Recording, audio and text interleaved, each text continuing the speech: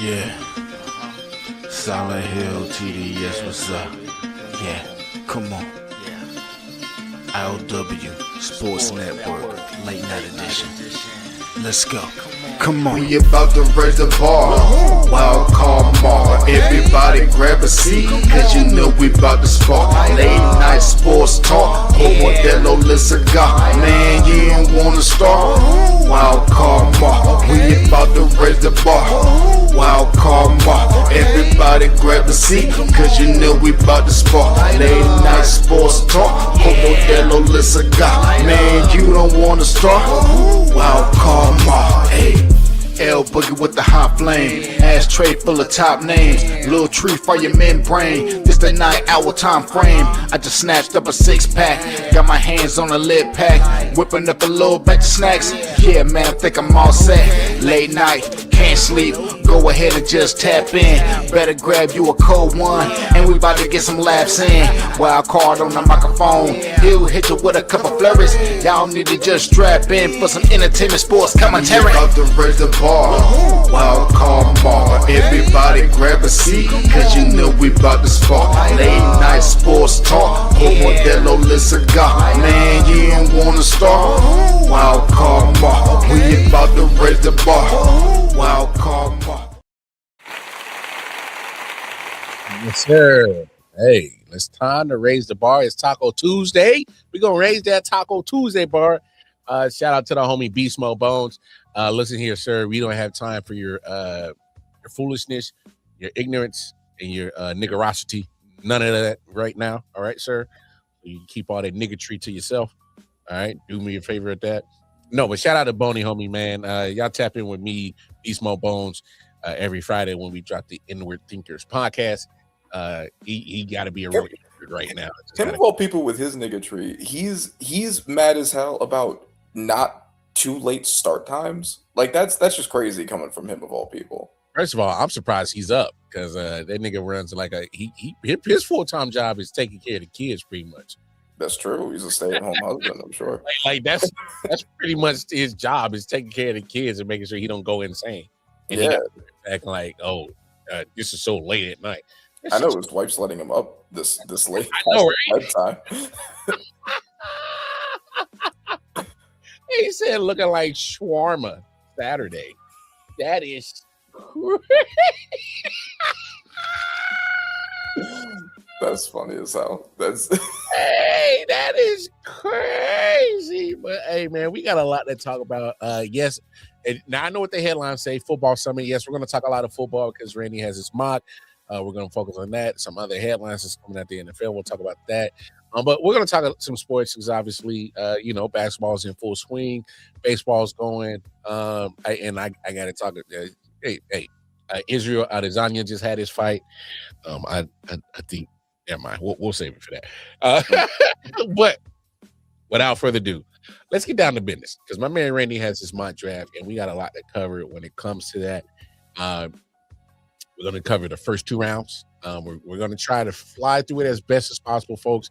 But y'all know how we do. If there's something, a conversation that needs to be had, something that's polarizing when it comes to the draft, we're going to have a conversation about it. And hey, if we're going to have to go in depth about it, it is what it is. But without further ado, I present to you the Randy O'Weber, wrong one, mock draft, because here we have round 1 right here. There's no need for discussion on pick 1, is there? I think that's pretty self-explanatory. I think. Yeah. There are some people out there who think that the Raiders should trade down. I think that'd be insane, and it's just not worth talking about. They won't do it. They shouldn't do it. They're taking Fernando Mendoza. Yeah. All right. No need for the discussion at pick 1. I think, but I will say this. This is when the shit show really starts right here in this year's draft for me. And I think most people are probably assuming the same thing. It's because pick 1 is a shoo-in. Now, if they trade away the pick, that's some real Raider shit. All right, I'm just being for real. It's trade away that number 1 overall pick. And you better get a haul back for it. But we'll see. But no, without further ado, for the rest of the draft that really actually matters past pick 1, take it away, Randy. All right, so the Jets take David Bailey, edge rusher. The Mm. Cardinals take, and this one we're going to end up talking a lot about, Ty Simpson, back at 3. We're going to talk about it. Titans take Ruben Bain, edge rusher from Miami. Robert Saleh, it's going to be salivating when they see him on the board. My Giants take wide receiver from Ohio State, Carnell Tate. Love that for you guys. Cleveland Browns take Francis Mauigoa, of offensive tackle. Washington Commanders take linebacker / kinda edge sometimes on weekends, Arvell Reese. The New Orleans Saints take wide receiver Mekhi Lemon. Your Kansas City Chiefs take cornerback Mansour Delane. Bengals take linebacker Sonny Styles. Now, before we go through the rest of this, do you have any thoughts on the top 10? Yeah, there's a name that's really sitting out there, literally floating out the top 10. Mm-hmm. I mean, literally, there's no love for love at all in this mock draft in that top 10, and that is shocking. Obviously, 9 and 10 makes sense why he wouldn't go there now, because both of those teams are dressed in running back needs, taking the top 2 running backs off the free agency market. So I understand that. Mm-hmm. But we've had conversations before. The fact that he made it past top 10 is crazy. And come on, man, Ty Simpson getting all that kind of love, shooting up and becoming a top 5 pick is crazy work. Okay. It's crazy work. All right. So first, let me make clear that this is a what teams should do mock draft, not a what teams will do mock draft. Second of all, so I'll address Love and then I'll address Ty. For Love, I've said before on this podcast, I've said it for a couple of weeks now. Yeah. None of the teams in the top 10 have any business taking a running back. They might do it, but none of them should. The running back is the last piece of a building team.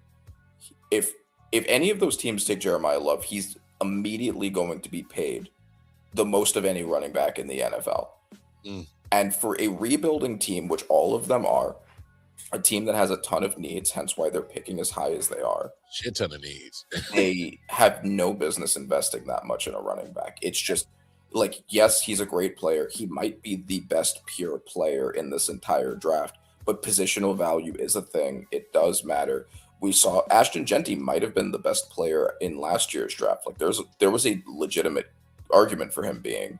And meanwhile, the offensive line was so bad that it didn't matter. Like he struggled most of the year. He played as well as he could behind garbage, but he was behind garbage.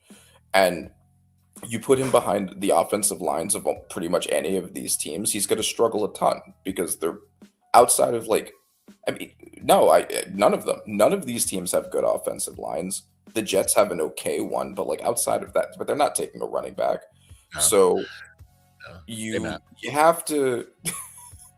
I know, right? Thank you, Bones. Thank you. And I want to see what he says about the Saints pick, actually, because I know that he commented on that. I know that's his. First of all, Bones is not going to know what the hell you're talking about at the Saints pick, yeah, right? He has no idea. All right, fair enough. Yeah, he ain't got no idea. Yeah, so none of the rebuilding teams with a ton of needs and bad O-lines have any business picking a running back that high. It's just poor process. And then once you get later, none of the teams need one. Like the only teams that need one from that point are the Cowboys, but they also have no defense. They got 1,200 yards out of Javonte Williams, who's coming back. Mm-hmm. So it's certainly not their first need. And then, like, basically, the Vikings, who are the ones that end up taking him, are the next team that actually needs a running back. And they have so many spots filled and such a well-built roster at this point that they can get away with it. They have a revamped O-line. Their defense is loaded. Now, they've possibly fixed their quarterback issue. And their pass-catching group is great. So if any team's going to take a running back, it's a team like that. And so that's why I have them taking Jeremiah Love. I hear you. Now, as far as Ty Simpson. Yeah. You know you got to talk about that. Come on, man. My positional value swings both ways. You have a quarterback in Ty Simpson. Now, there are lots of issues with Ty Simpson. Ty Simpson has not played a lot of games. That's the biggest red flag on him. It is not common for a quarterback who hasn't played that many games to end up being good in the NFL. I get that. Mm-hmm. He also struggled in the second half of the year. I also get that. He also is like a regular sized guy and not like a football player sized guy. So I get all of that. However, the problem, are you telling me anybody drafted Ohio State wide receiver going to lose? That's the opposite of true. That's crazy. You must be a Michigan guy. Yeah, it must be a Michigan guy. Have you seen any of the Ohio State wide receivers ever?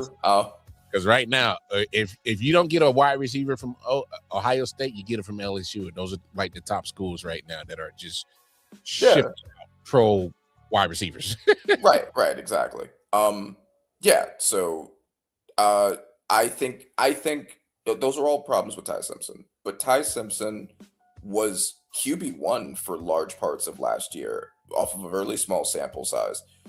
I think the whole Dan Orlovsky conversation that he started, and he's a clown. He's been trying to push for the Giants to take Jeremiah Love. I don't think all of his opinions are great, but he knows some things, and people do care about his opinion. I think that talk is going to put it in their minds. It's not worth losing out on him. We still do recognize him as a first round quarterback, even if it's a late first round quarterback. And the Cardinals don't pick again. So by the time, if you know you need a quarterback, you recognize there's a lot of pluses. He did make NFL throws, and he was banged up during the time that he struggled. Do you want to risk him getting past the Dolphins, the Jets again, the Browns, the Rams, and the Steelers to get back to you? I don't know if you are willing to take that risk. So I think it makes sense to just take him. Just take swings. You'll never get anywhere if you don't take a swing on a quarterback. Man, Ty Simpson third overall I still am like, oh. I know, I get it, but I get it, but it's like if you don't know what the class is going to look like next year. I hear you. I hear you, but like there's a lot of talent coming out next year at quarterback. I mean, hey, your boy Manning, that's his name right there. Right? Arch. And I get how people can feel how they feel about Arch. I get what he's saying, but his last name's Manning. He will be going in the top 5. All right. Yeah. There's a good chance he will go first overall. Yeah. Especially unless he absolutely shits the bed. But are you going to be first overall to get him? The Jets have 3 first-round picks, and they still need a quarterback. And are you getting Dante Moore? Like, how high do you expect to pick? And then Dante Moore was also. Here's the thing: last year, everyone was like, "This quarterback class sucks" with Cam Ward and Shedeur Sanders, and it was everyone else. And then Shedeur Sanders ended up going in the 5th round, and then it was just Cam Ward. And then Jackson Dart ended up being the best quarterback among them, but people didn't expect that. But they were like, next year is going to be great. You're going to get Drew Aller. You're going to get Garrett Nussmeier. You're going to get Cade Klubnik. What happened to any of those guys? Yeah. It ended up being Mendoza, and then that was it. So I don't think you can just always bank on next year being better, especially if you're not in a position like the Jets are with an insane amount of draft capital. I think sometimes you just need to take a swing. Nah, I feel you. Here's that I guess situation that puts you in when you're a franchise that just let go of your quarterback that you put a lot of money in. You drafted him high, first overall, and it just didn't pan out, and you're stuck in a situation you couldn't even get any value back to trade for him, so you just release him outright. And now you're stuck with a big hole in your quarterback room that needs to get filled. And don't get me wrong, Jacoby Brissett is your bridge quarterback, but And trust me, I understand what your thought process 100% of getting Ty Simpson. You don't want to miss out on the second best quarterback in this draft. I mean, by far, he's the second best. But I just, for me, the gap between Mendoza and Ty Simpson for me is so wide that the drop off is kind of like, well, damn, they just settle at Ty Simpson and then get him at 3 for me is an overreach. Now, if you're talking about second and third round, I'd rather take that gamble because I can't. But I get what you're saying. Yeah, I think it's very unlikely that he'll end up in the second round. If I thought that, I would say do that. Oh no, without a doubt. And just like you said, there's a team, like you said, with the Jets. Yes, they get Geno Smith, but they're still, you can't tell me that they're not looking for still a quarterback for the future. You know what I'm saying? So if he's sitting there by the time they come around, whether they're in the back end of the first or early in the second, they'll snatch him quick. So I'm with you on that. Right. And also, we also do have to, I think, remind people, Tom Brady was taken in the 6th round. Jamarcus Russell was taken 1st overall. Yeah. The scouts are wrong sometimes. They are. and they focus a lot on traits sometimes rather than actual ability to play. And, Ty is not the traitsiest guy, but he looked really good for the first half of the season. Now, don't do that, bro. Don't do that. Ty Simpson is the second best quarterback in this draft class, period. Don't do that. Let's not. Y'all think Garrett Nussmeier is better than him? Do that. Let's not do that. All right. There's a huge, for me, obviously Fernando Mendoza is in a class of his own, reason why he's going 1st overall. And I think there's a drop off between him and the rest of the quarterbacks in this class. Point blank, period. But if you're going to get a quarterback, because you're not going to get, nobody's going to get Fernando Mendoza but the Raiders. All right. Unless you come up with a miraculous way to finesse the Raiders out of that pick to get Mendoza, is not happening. All right. No. Period. So that's just what it is. All right. Ty Simpson is the best option, not named Fernando Mendoza. And just because he plays a position that is of high importance raises his stock. And he doesn't. I think we can both agree he's not a 3rd overall pick. We can both agree that. Yeah, I agree. From like a pure talent perspective, I think there are more talented people there. He's a 3rd overall pick out of necessity. Yeah. The quarterback position is the most important position. That's just what it is. And that's just what it is. Yeah. And so just before we get to the rest of it, my also thought process, most people have Bain over Bailey. Most people have Reese going to the Jets. My reasoning for that order is this edge class is very weird, where like all of the 1st round adjacent edges have some sort of weird asterisk next to them, except for David Bailey. So I think David Bailey is the guy, if you want a safe pick without historically short arms or without a very few snaps as an edge rusher. Most people are saying Arvil Reese is going to be a linebacker. He's not like Micah Parsons or Abdul Carter or Jalen Walker, where they had a lot of edge experience too. He doesn't have that much. So I think the safest choice is Bailey, then Bain, then Reese. And that's why the edges go in that order. Hey, my man, it's 32 jobs. Do you know how hard it is to find a quarterback in the NFL? It's real. So a lot of teams do not have their clear franchise guy. Even the ones who have them under contract aren't sure that they have a franchise guy. What times you're going to fail at getting your quarterback? It's just hard to find them. Yeah, but you got to take swings. It's just hard. Mm-hmm. Patrick Mahomes don't grow on trees, bro. I mean, first of all, and Josh Allen had to develop to be a Josh Allen. That's true. Josh Allen was not good coming out. No, he was not. What you see now was he's not a finished product. All right. Yeah. And speaking of like misses at quarterback, Lamar Jackson went at the bottom of the 1st, and that was an obvious miss because he had just won the Heisman. And failed the 1st round. Right, but like scouts are wrong sometimes. Yeah. Sometimes that's why you just take swings anyway. And that's why I'm not giving you that much pushback on the Ty Simpson pick, because it's like, you know what, damn it, when you got nothing at quarterback, you just take a swing. You got nothing. Because Jacoby Brissett we know he knows He's not a long-term solution. So, and to your question, will Fernando Mendoza win Rookie of the Year? Well, I mean, because he plays quarterback, he'll be a favorite. Yeah, he has an uphill battle with the team that he'd have to bring along. But with the moves they made in free agency, we'll see if they have a good draft too out after Mendoza. We'll see. He's gonna need help. I don't know what NFL you watching, bro. I hear what you're saying. Say improve your team, you get the best player. But when you have nothing at quarterback, you get a quarterback. Yeah, and that's the thing. Also, like people take best player available as like they don't really think about what it means. Like best player available is not anything. Like it's a tautology, right? Like it doesn't really. We don't really even know who the best player is yet. We haven't even seen them play in the NFL. But it's not about getting the like quote unquote best player. It's about getting the player that adds the most value to your team. Yes. And there's an intersection between best and value. What they raise on your roster. Yeah. Right? Like Jeremiah Love might be the best player in this draft.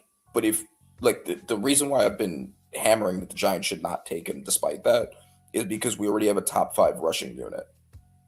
Like it's just the added value of adding him doesn't raise the overall team average value much. But if you take Carnell Tate and you're taking throws away from Darius Slayton, that's a huge jump up. Yeah. So I hear you. Yeah. So interesting top 10. Interesting top 10 for sure. Another one that you pick 11. I was actually surprised that he slipped out the top 10 when you finished your top 10. But go through picks 11 through 20. Go ahead. All right. So Caleb Downs for the Dolphins, Ohio State safety. 12, Jermon McCoy, cornerback. I originally, because of him missing all of last year and him missing the combine, I thought that he was going to slip similar to the way that Will Johnson did last year, despite him being the consensus best corner last year because of his injuries. But he had an awesome pro day today. And so I waited until after that to move him back up. So I think he's going here. Spencer Fano, tackle / guard / center, goes to the LA Rams. Baltimore Ravens get wide receiver Jordan Tyson. Buccaneers get Akeem Mesidor, edge rusher. I like that. The Jets, with their second pick, get Avion Terrell. And by the way, just to the whole one more thing for the whole Ty thing, I would have been willing for the Jets to take Ty at 2. That's how much I think that this matters. The only reason I didn't is because in their case, they have 3 firsts, so it's not worth reaching for a quarterback. They're sure they can get their guy next year. No rush. Exactly. They know they're gonna suck ass. Can we be honest? Just know they're gonna suck ass. All right. Yeah, they're gonna suck ass because they're the Jets. That's the thing they do. I mean, they know they're trash, and they got Geno Smith. And with all these first round and second rounds, and a lot of picks in the first 100 picks. Yeah, a lot of picks in the first. Yeah, and they're smart enough to tank like grown-ups, so they'll get their guy. Tank like a real man, bitch. Yeah. 17 offensive tackle / guard Caden Proctor. Number 18 running back Jeremiah Love for the Vikings. 19 offensive tackle Monroe Freeling for the Panthers, and then 20 with the Cowboys' second pick safety Dylan Thieneman. Do you have any thoughts on any of those? We already went over Jeremiah Love. I don't know if you vehemently disagree or if you want to talk about any of these other ones. I thought that mock went pretty well. Obviously, the Panthers getting offensive line help makes sense. Same with the Lions. They need it. They got some guys. I love the pick that you did for the Buccaneers, getting some edge rush. I think the only thing I was shocked was Caleb Downs getting to 11 because I think he is so dynamic. For him to get to 11 was shocking. He's a great player. It's just between the lack of positional value and also the degenerative knee concerns, it's like there's so much talent that's in the top 10. Someone had to get pushed out, and that's just his reason. Best player in media is always QB, which is wrong. But I mean, that's the media. I mean, I guess we're considered media because we're podcasts, but we don't operate like ESPN, FS1, and none of them. Best player to us is like Randy said, what fits your scheme, what fits your team. When you come up to your pick, the best player available is the one that you have on your board that is at the top of it, and if he's not available, you go to the next one. And that's, to me, that's best player available because you have already scouted what players fit your scheme, offense or defensively. And so if they're there, that's the best player available. You get them. Right. Who raises your team the highest? He has to raise your team stock. If he doesn't, he's not your best player available. All right. He's just another guy on the board. And not everybody should look. There's 32 teams that operate 32 different ways because there's 32 different general managers. Whatever their philosophy they believe in, that's what they believe in. It's us. We're content creators here to nitpick it. We're just here to say we like it or we don't. I mean, we're not in those rooms. We don't get paid those millions of bucks like these general managers to make these decisions. I wish we could, because there's times where, and I'm not saying we know better than them, but there are times where I'm like, sometimes we know better than them. Sometimes we might not. I as a longtime Giants fan, sometimes we know better. Better Russell Wilson or Drew Brees overall career? Drew Brees. It's not even a question. I will say this. I will take Russell Wilson's deep throw of the football over Drew Brees. Yeah, although that one's even close. Drew Brees did have a nice deep ball, but I would agree with that. I would kind of take Russell Wilson's deep throw. That it's like the perfect drop. It's like and then drop right in the breadbasket. So he said, "Y'all wildin', bro. Y'all taking tie too." Hey, first of all, you in New York. If you in New York, you should be used to all types of scenarios because y'all deal with all types of scenarios as a New York fan base. I'm assuming this guy's a Jets fan because of how mad he got at that and him saying New York City. He gotta be. Come on. Hey, Sound Mark. Hey, it's all good, dog. It's a mock. This ain't real. All right. But it's a real possibility what could happen for your sorry ass Jets fans. Look, I'm just saying, like, Ty's been moving up and down boards like crazy. The Dan Orlovsky thing has definitely gotten into some people's heads. It could happen. Hold on, time out before we continue this. Anybody who takes any quarterback advice from Dan Orlovsky, I cannot trust you. I can't trust you. I can't trust anybody that trusts the man that ran out the back of the end zone. I can't trust anybody that trusts the man who trusts a man that ain't worth a damn, never been worth a damn, don't know how he even got to Division I football, don't know how he even got drafted to NFL football, and I don't even know how in the hell Disney World, Mickey Mouse, ESPN thought that this buffoon who could run out the back of the end zone thought that his expertise in quarterbacking was the best person to go reach out for. I don't know what the hell they was thinking. Mm-hmm. Tell him. Tell him with your whole chest. Cause it's crazy, bro. Like, come on, bro. Like, I'm just saying, if you think that the Giants should sprint in the card for Jeremiah Love, I stop listening to your draft opinions. That's. Hey man, look.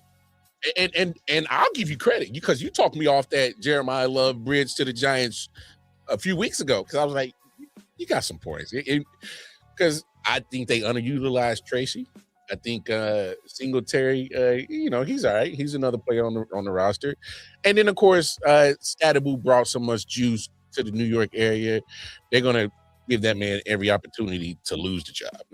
So, to be honest. So yeah, no, 100%. And how much money you could save paying them instead of Jeremiah Love with the production you're already getting from them. It's just not worth it. Oh, yeah, because first of all, if you get Jeremiah Love, it puts you guys right back in the same situation that it did with Saquon.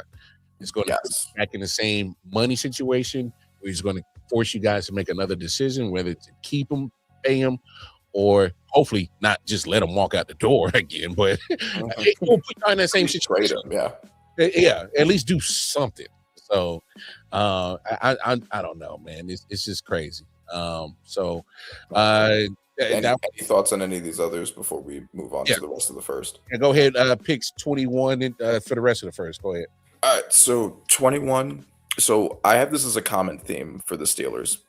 They miss out on Ty Simpson, and I think they should do what they should have done many drafts ago, which is continuously trade down to get a haul for next year so you could trade up and get your quarterback. Because if you're going to be about 500-ish anyway, you're going to need to trade up. So they trade down with the Texans. The Texans go and get the best guard in the draft.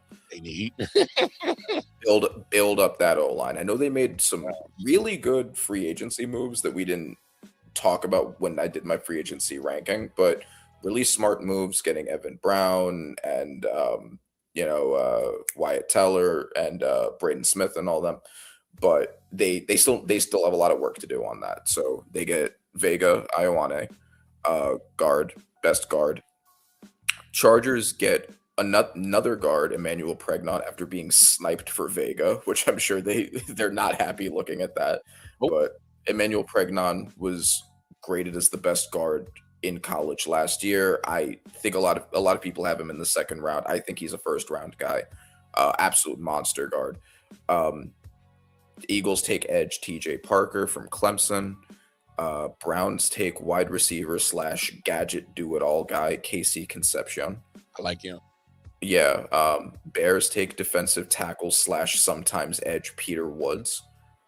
Bills take wide receiver Omar Cooper Jr. from Indiana, the championship team. Get a little championship blood into that organization. Maybe some goodwill there.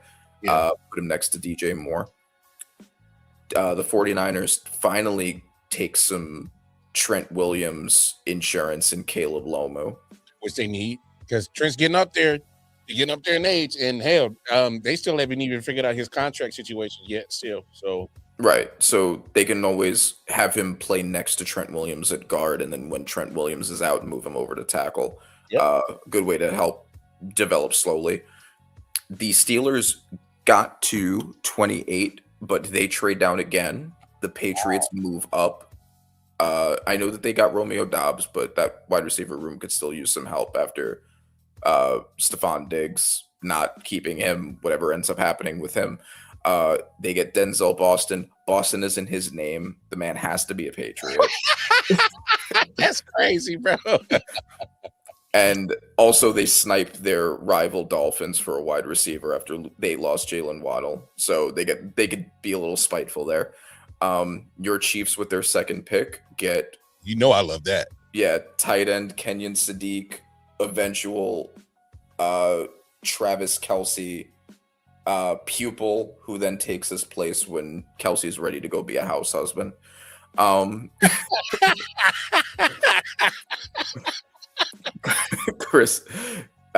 Dolphins do get another wide receiver. They get Chris Bell. I know that Chris Bell had the ACL. I still think that he's a first round guy.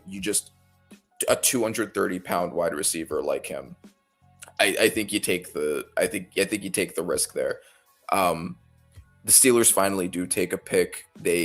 I kind of went BPA with them since I'm still maintaining the strategy of trading down. I had them take Emmanuel McNeil-Warren as Minka Fitzpatrick replacement.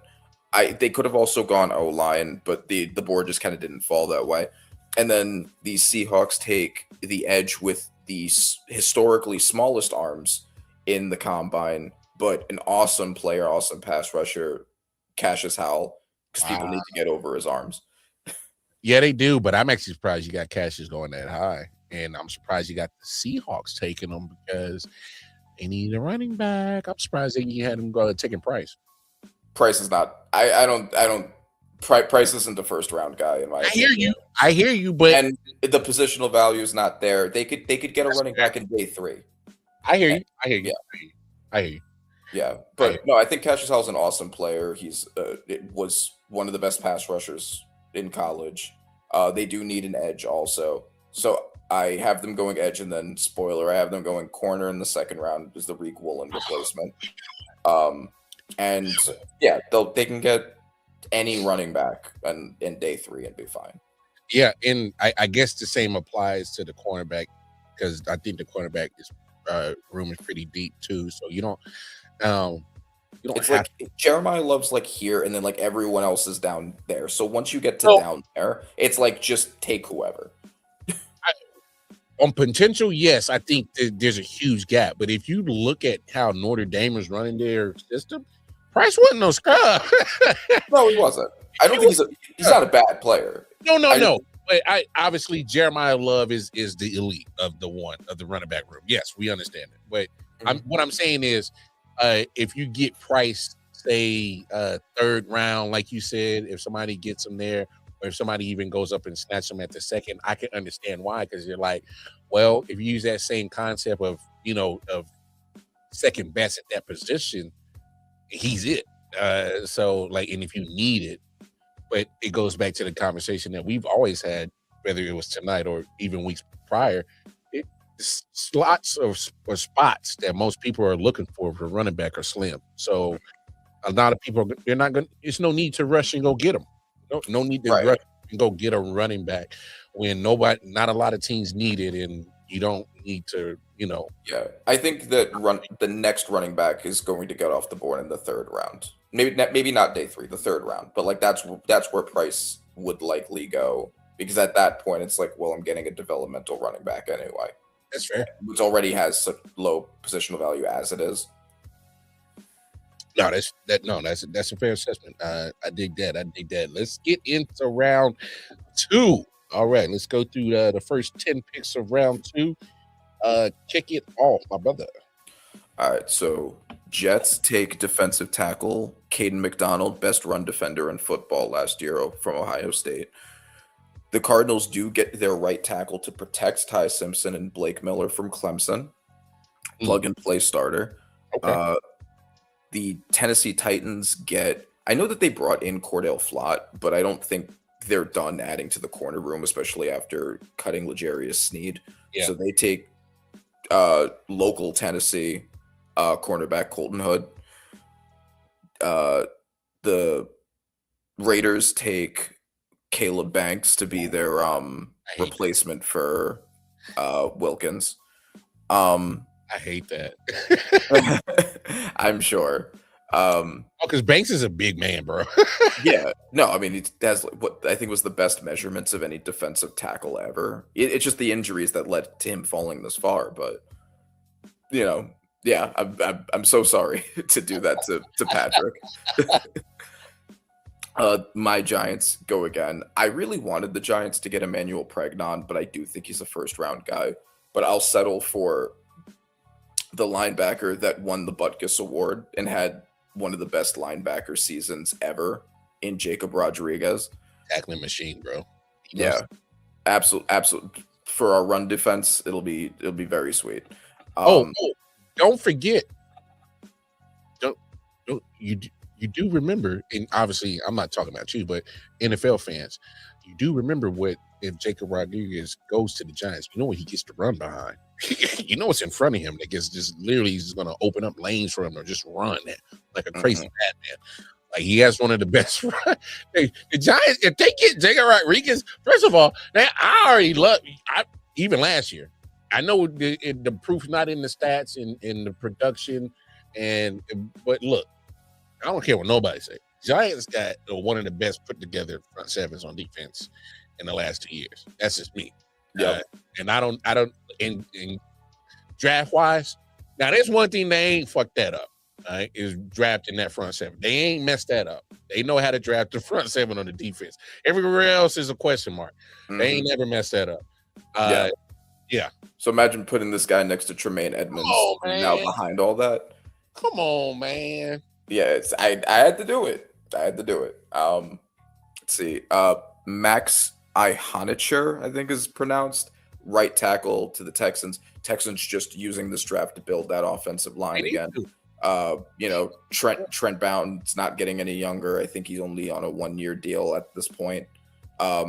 So get some insurance there. Browns also adding to the offensive line, take Chase Basantis. Your Chiefs taking Missouri edge rusher Zion Young. I know you like that. It's my dog. Hey, Hey, he's crazy. Like, Yeah. like don't get me wrong, the talent is high. He's a first round talent, but he has a seventh round attitude, and he's because he's even gotten in trouble with Missouri. Sometimes doesn't make the right decisions. Can get you a personal foul on a game of time and two. It's happened. Cost the team to have a 3 and out, and now they got to stay on the field, extend the drive because he got a stupid personal foul. It's happened, but I know that he is going. If he comes to Kansas City, we got the coaching staff to get the right discipline with him because the talent is there. It's can he not be a knucklehead? Right. And I mean, he has the off-field stuff Yeah. that's probably also part of it with the DOE. That's part of the whole knucklehead part of him. Right.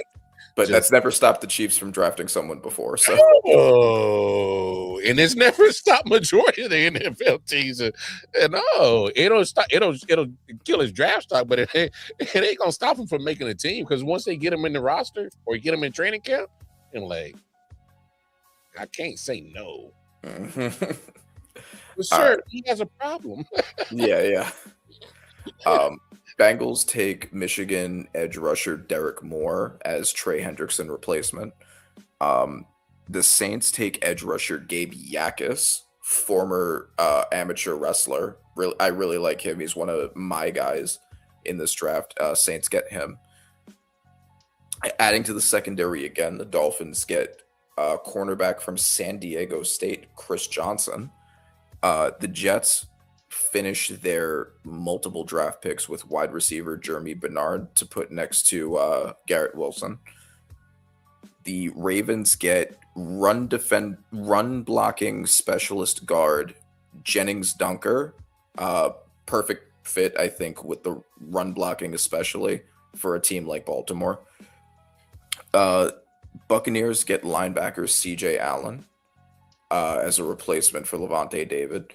The Colts get quarterback Garrett Nussmeier, and I'm sure I don't know if you want to stop this reading there to talk about that one a little. No, I'm gonna let that marinate. I want you to kick. All right, come back to that because I want that to marinate. Okay, bet. Because if me knowing you, I think I understand why you did that. But let's come back to that. Yeah. All right. Falcons with their first pick take cornerback Keith Abney. Now right here, I absolutely love Keith Abney the second as a cornerback. I'm hoping that he somehow can fall to the Chiefs, whether it's pick 40, the third round, or somewhere in there, because I know we got 9, 29, and 40. If we pick them at pick 40, which is the second round, but I hope he falls to us because that cornerback can play inside, he can play outside, he's versatile, he can come on the blitz, and he causes turnovers. He does everything that you ask for a corner, even tackles. Yeah. He's an awesome prospect. The only thing that kills him is he's going to be like, I think he's 5'10", 5'11". And so he's going to run into a problem when you run into these bigger receivers. It's just the height disparity is just obvious, and it's going to kill you sometimes because I've seen it with Trent McDuffie, and that's kind of the main reason why the Chiefs traded him away is because when you go against these bigger wide receivers, you're going to struggle. Just point blank period, because you physically can't do nothing when you're 5'10", 5'11", and he's 6'3". He can't do shit. All right, it's just point blank period. And that's when McDuffie would struggle. And he was one of the better corners in the league, and still is. But when you got a big receiver going up against him, you know, you get your Devontae Adams, 6'2", can run routes like crazy, can get open, or you got some of these now 6'2", 6'3" receivers who are still running 4.3, sub 4.40 40s, and doing everything. Like, that's still tough to cover. And But no, that's probably his only knock I got against him. So I didn't mean to cut you off, but I saw that you actually had him going in the second round because I seen a lot of people projected him to be like a day 3 sleeper. But Yeah, I think most that I've seen still have him in the second, but he is kind of in that weird range. yeah, Brandon Cisse, who I have taken later, I yes, is projected usually to go earlier because of the size and length. yes. Just not as good of a player. I yet. hear Like, you. he's a developmental guy. So that's why I think, like, if it were me, I'll like, let me take the guy who's good now, even if Yes, he's giving up like 2-3 inches more. I hear you. I'm right there with you, Randy. I'm right Yeah. there with you. I'm right there. Hey, Yeah.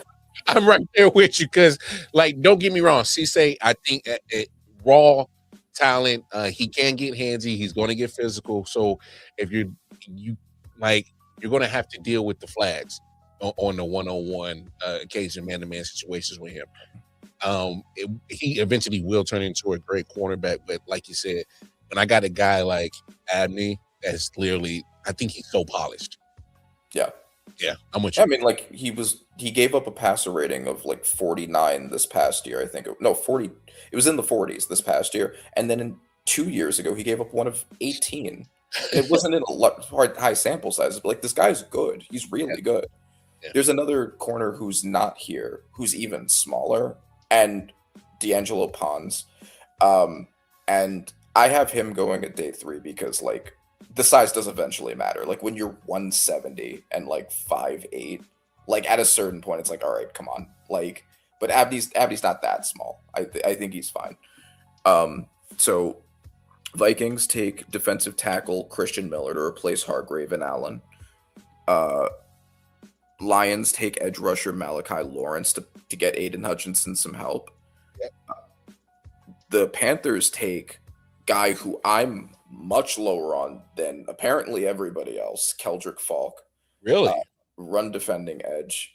And we'll get into why when I guess we start talking about these.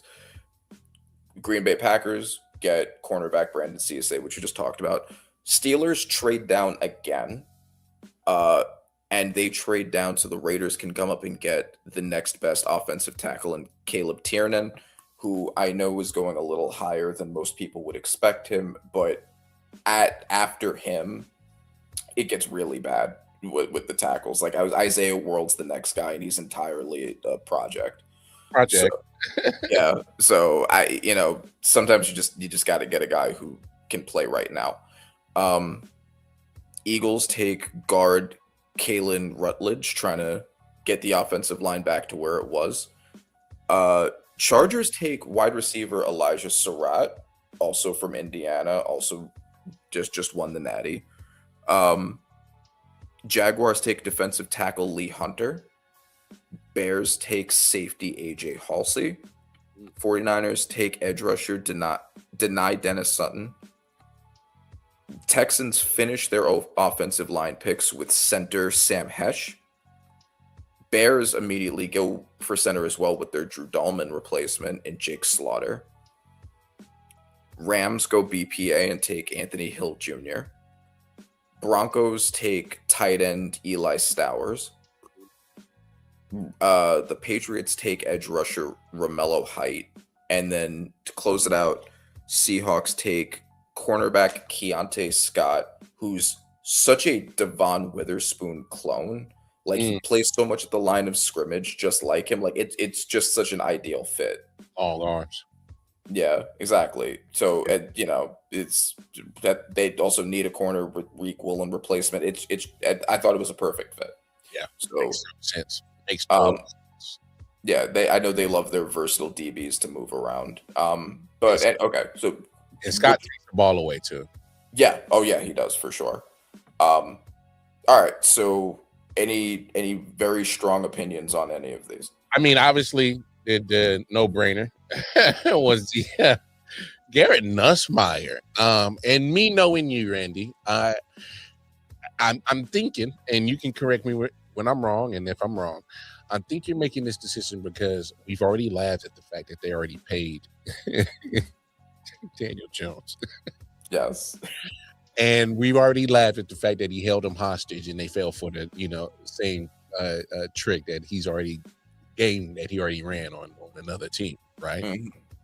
So if me knowing you made this pick because you are knowing that Daniel Jones is going to continue the other half of the same script that was ran in New York, and he's going to turn back into the pumpkin, no longer be in the carriage Yes. story.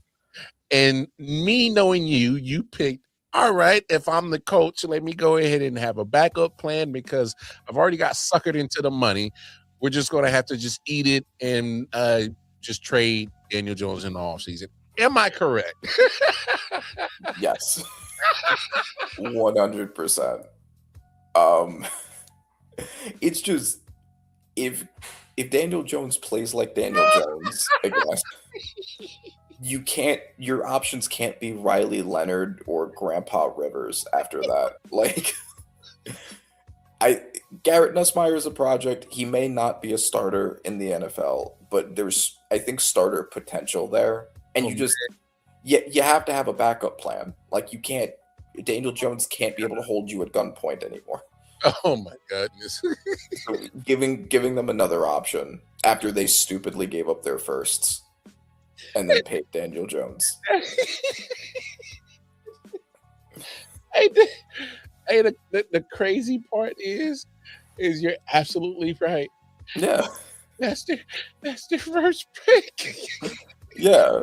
And look, if they had a first, I wouldn't take Garrett Nussmeier in the first round, but the second round pick, Garrett Nussmeier is arguably a second round pick anyway. It's not even that much of a reach. You need some insurance, dog.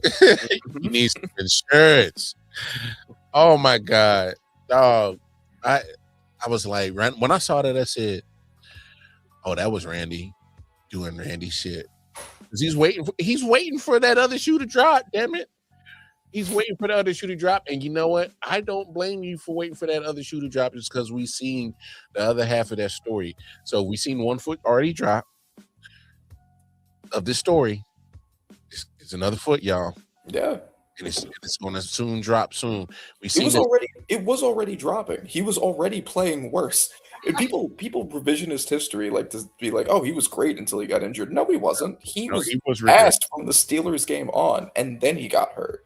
And he was awful in the Rams game in week 3 before that, but y'all forgave that. Also, just because Keldrick Falk is, I guess, another hot take one. I'm very low on Keldrick Falk. He feels a lot like the Michael Williams, Shamar Stewart trap from last year with the guy who has no pass rush production, and they're hoping that he's going to get it just because he's tall and has long arms and shit. He has an 11% pass rush win rate. He had 2 sacks last year. I know that a lot of people are mocking him as a first round guy. That's changing around a lot. I think he is a second round guy. I think Shamar Stewart was at a second round guy at highest last year, and I think I've been vindicated in that because he was awful when he was on the field. Michael Williams, I think, was a second round guy, and same deal entirely. But I think if any team makes sense to take him, it would be the Panthers in the second round because they already got their outside linebacker in Jaden Phillips. They still have Nick Scorton, who was good last year. They had Princely Umanmielen that they drafted last year to be a pass rushing outside linebacker. They're going to be running a 3-4 set, and Keldrick Falk's best usage at the next level is probably going to be a run stopping defensive end in a 3-4 set with outside linebackers rushing the passer around him. That's right. And they had the worst run stopping percentage of any team, so they could use the run defense. They had the worst run defense ever the year before. Yeah, but that makes him a specific gadget player on defense.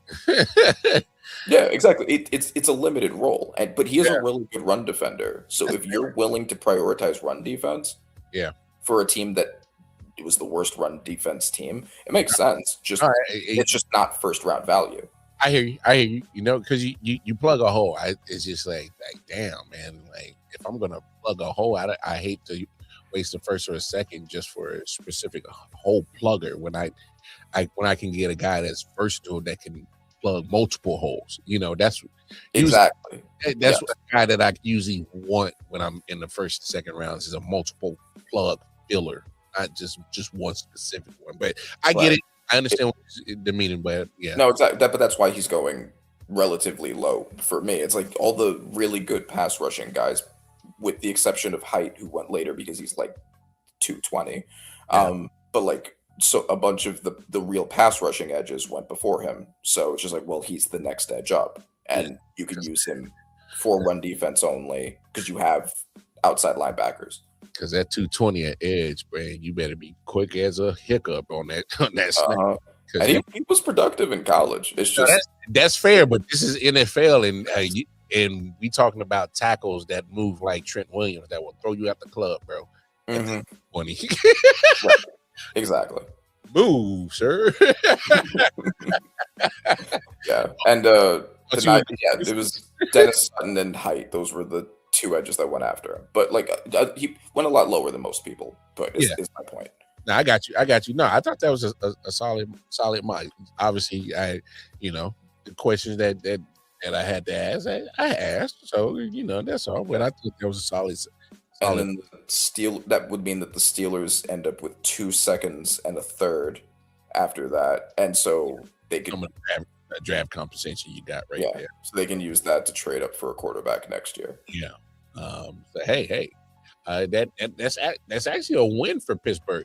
Drafts in the city, you have a solid draft, and you get compensation for next season. I think that's a win. I think that's a win. Yeah. I feel like they should have. If they wouldn't be in purgatory if they had tried this any one of the years that they decided to be 9 and 8. No, but the NFL has some other things they got to worry about besides the draft. And thank you for doing that, Randy. Man, great mock draft that you had right there. So good stuff right there. Would you be happy if the Chiefs ended up with those 3? Lane, Sadiq, and Young. Oh, definitely, because I figured that the Chiefs were going to go more defensive on this draft anyway, and because there's the biggest needs that they pretty much filled was Kenneth Walker, obviously, and then they did go out and get some deep tackle help. The guy from the Patriots that they got to help Chris Jones in the middle. Mm-hmm. They got Gilman from the Ravens. He's familiar with Tranquil, the linebacker. They played together in LA when they were both on the Chargers. We brought back Tyquan Thornton, which was key in my opinion. Obviously, he was really good last year. Showed a lot of potential. Oh man, a deep threat, still relatively young. He's like 24, 25 still, and been in the league for a couple of years. So he's technically the veteran in our wide receiver unit, and he's 5. So, and then obviously, I just think going defensive was obviously a no-brainer. I wouldn't even have mind had you had Caleb Downs to us, to be honest. Okay. Because he's versatile. I mean, what can he not do? And then it's just with Sadiq falling to 29, man, he falls to 29. That's a godsend. Because me and my homie even had us mocking, had him picking him up after a couple of trades, picking him up around 15, 16. Yeah, it's just I just didn't know what other team would be prioritizing tight end that high. Like the Vikings and the Eagles were the two that I saw get him a lot. Panthers also, but Vikings brought back TJ Hawkinson. They did. Eagles brought back Dallas Goedert, and I think Mitchell Evans, the tight end from the Panthers, was graded pretty high. I just don't know if any of those teams would choose tight end at that point. So it's just like, well, the Chiefs are the tight end team. Oh yeah. And look, I know a lot of people say don't take a tight end at 9. I wouldn't even been mad if you had him mocked at 9 because, I mean, if Pitts goes at 8, when he did a couple of years ago. And I'm like, you see, and I think a lot of people are having that bias where, well, that's why you don't pick a tight end that high, because you should look at what Kyle Pitts did. And I don't know if Sadiq is going to have a similar trajectory as Pitts, but no, it's true. And there have been, I knew I cut you off, and then we kind of went into this, and we'll talk about what we were about to transition to. But I mean, Brock Bowers, Colston Loveland, and Ty Warren all ended up being huge hits. Is Sadiq going to be like them? I don't know, but all of those guys helped their offense tremendously. I know that I was kind of banging the table. One of my draft misses was failing the Raiders for taking Bowers instead of Fuaga, because they still need a right tackle, and they could have addressed it there. The Saints immediately took him after. But Raiders fans are pretty happy that they have Bowers now, and I think the Chiefs would be really happy with Sadiq. And Kelsey running 12 personnel with those two. That's nice. I'll take that in a heartbeat. Like, come on. You want 12 personnel with that? Because, like, and you can't tell me, like, that you're Kenyon Sadiq. Like, you're geeked to learn from Travis Kelce. Like, come on, man. You're learning from probably one of the best. Yeah, at least a top 3 ever. Ever. And y'all, come on. That'd be lovely. That's a great situation to come into for sure. But NFL got a problem, man. And I talked about it on this podcast, I think about a week ago, if not a week and a half ago, about the ref situation. And when it comes to this ref CBA, because fact of the matter is Randy, I said it last week, and I'm saying it again. We did look. I know there's some talking heads just calling the refs greedy, and I don't care. Pay them. Do you remember the last time we had replacement refs in the NFL in 2012? It didn't go so well. Did not go well. It did not go well. All right. And that was the cream of the crop that you had of replacement refs. That was the best you had. And it did not go well. So here's my thing. When you are a sports entity that makes that much money, pay them, because it's a kick in the bucket to you. It's nothing to you. Because right now, the max that you're paying some of these refs, the tenured refs, at max, they may make $230,000 per season. And for regular common folk like me, that's good money. So if you need some replacement refs, holla at your boy. Holla at your boy. I'll take those 6 figures real quick for that 5-6 months of work. Let's go. Let's go. So holla at your boy. You need a replacement ref. All right. I've been in the gym. All right.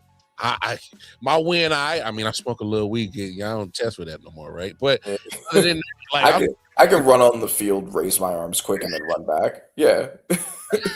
I'm ready. So you need to holla at your boy. But here's my thing, Randy. So what if they want more money, and the max that you're paying for some of these guys is 200-something thousand, and they want more? I mean, okay, so what? You got to go up to 300,000 or 400. Who cares? You make damn near $500 billion in profit per year. Why are we in a stalemate crying about what are we paying the refs? So what, they getting greedy?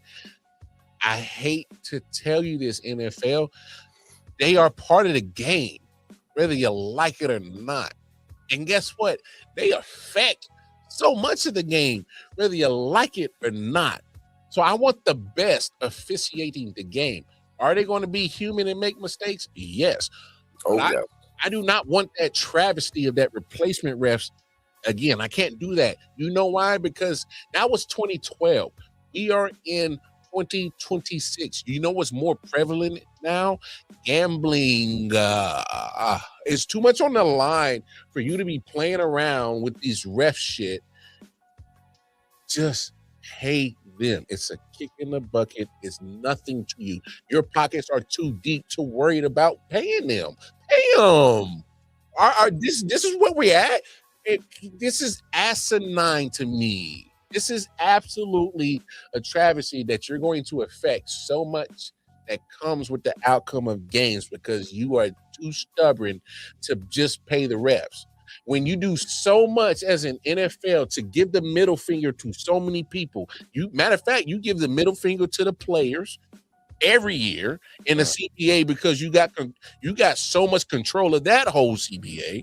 All right, you give the middle finger to the fans because you say, I don't care what we do, whether it's Sunday, Monday, Tuesday, Wednesday, Thursday, Friday, Saturday, don't matter what time of the day it is, you're gonna sacrifice something to watch our product. We don't care how you feel about political views and where we stand. This is where we stand. You're still gonna watch our content.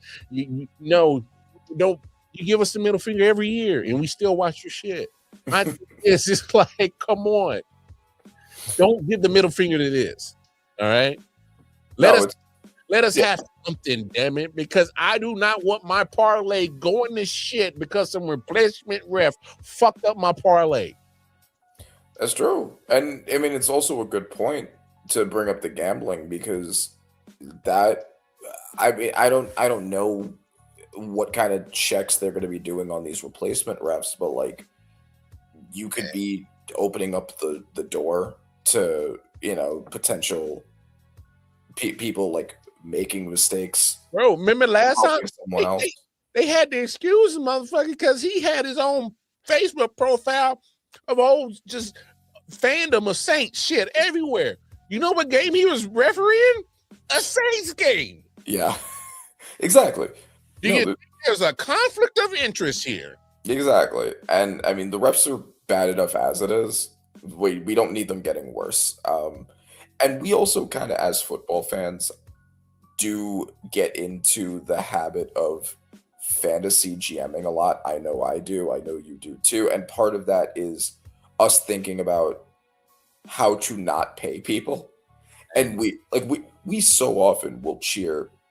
I mean, I was just going on a whole thing about why I don't want Jeremiah Love to be making that much money on my team, right? But and there are reasons why for roster construction, the importance of spreading around resources and cap and all of that. But we get to the point mentally where we step into their heads in a fantasy way to try to underpay everybody as much as possible, and we start sympathizing with that goal. But at the end of the day, we are not billionaires. We are not team owners. No. And those people are so far divorced from us, and they are actively trying to screw players and refs and employees and everyone they can, including us, to get as much money as possible. Their goals are not the same as our goals. No, and so if they're going to screw up the fairness of their own game just to save some money, we should push back on it.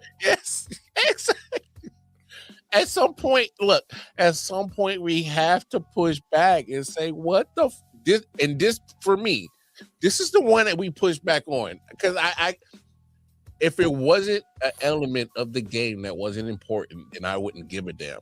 But referees are just too important to the game. They're just too involved. They're too integrated in what the game is about. Somebody has to officiate this shit, man. Some of the biggest moments in NFL history were the result of ref screw-ups.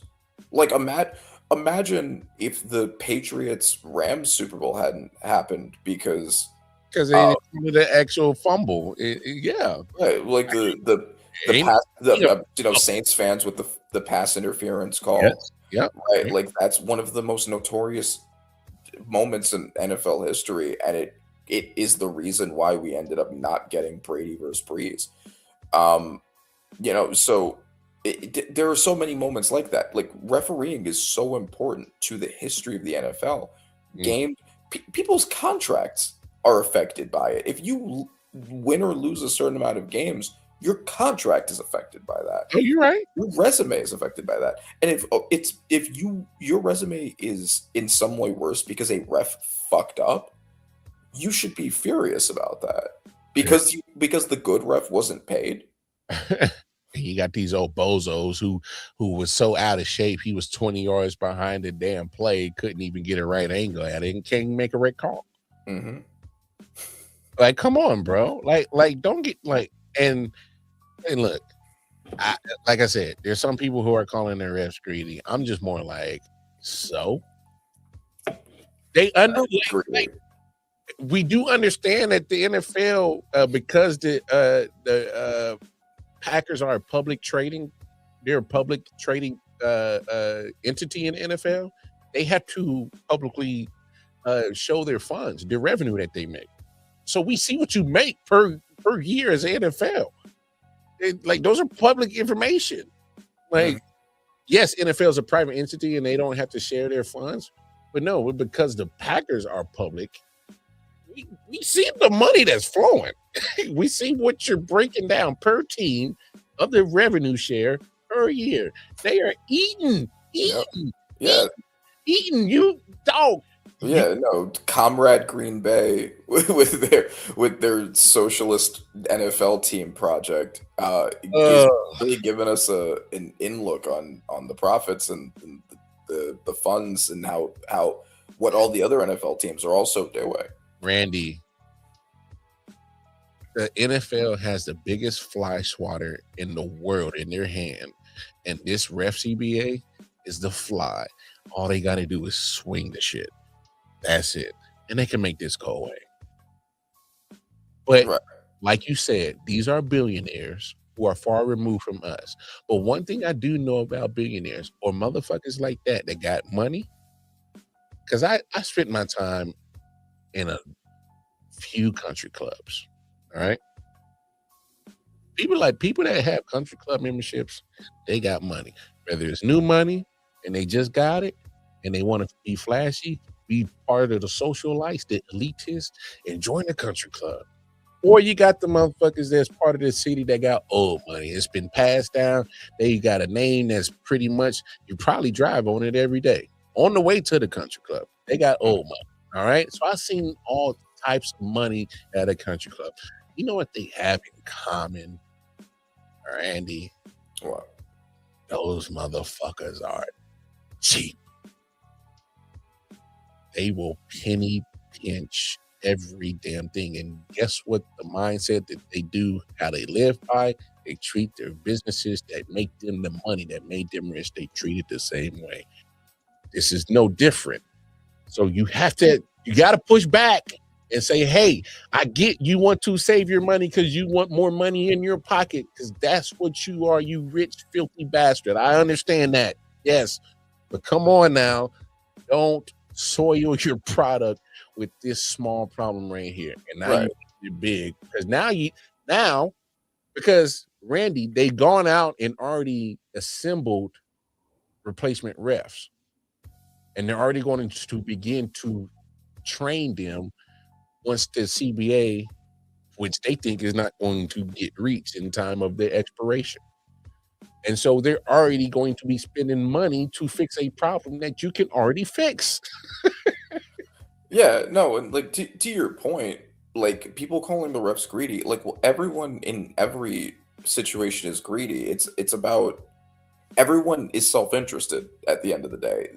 The point is that when you have two people with opposite interests trying to negotiate with each other, whoever saves more is just who had more leverage.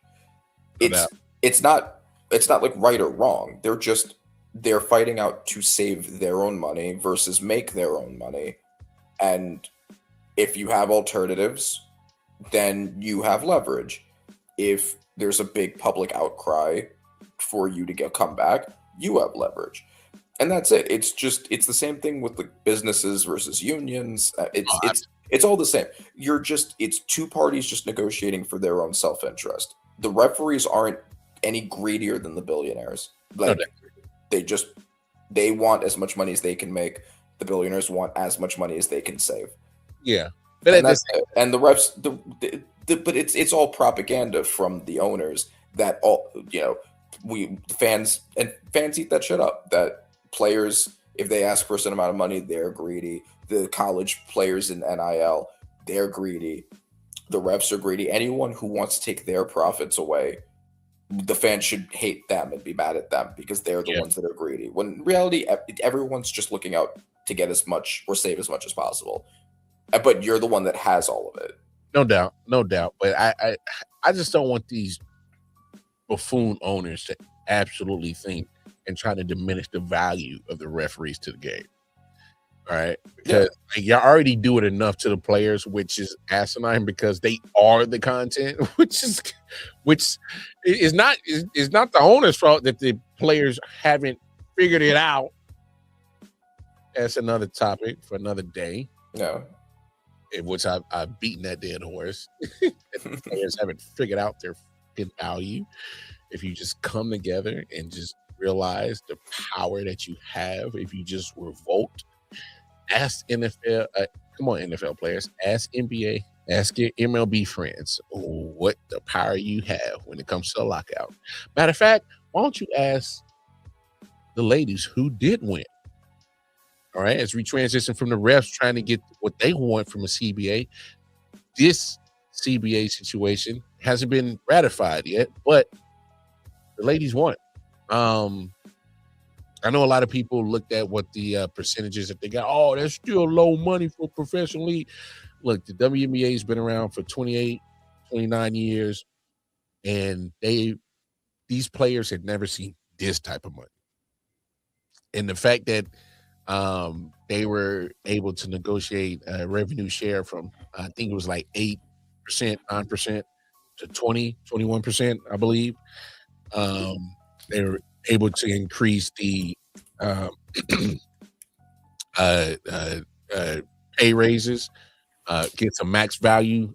So like Asia Wilson could max out at like a $1.5 million player, I believe, or something like that.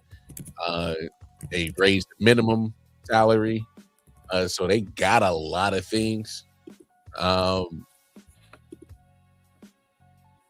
I know it looks low to a lot of people, but from what they got, what they started with, now it's progression. And we got to understand, like, this league is still 25, 26, 27 years old. Like, imagine what it was for the NFL players. All right.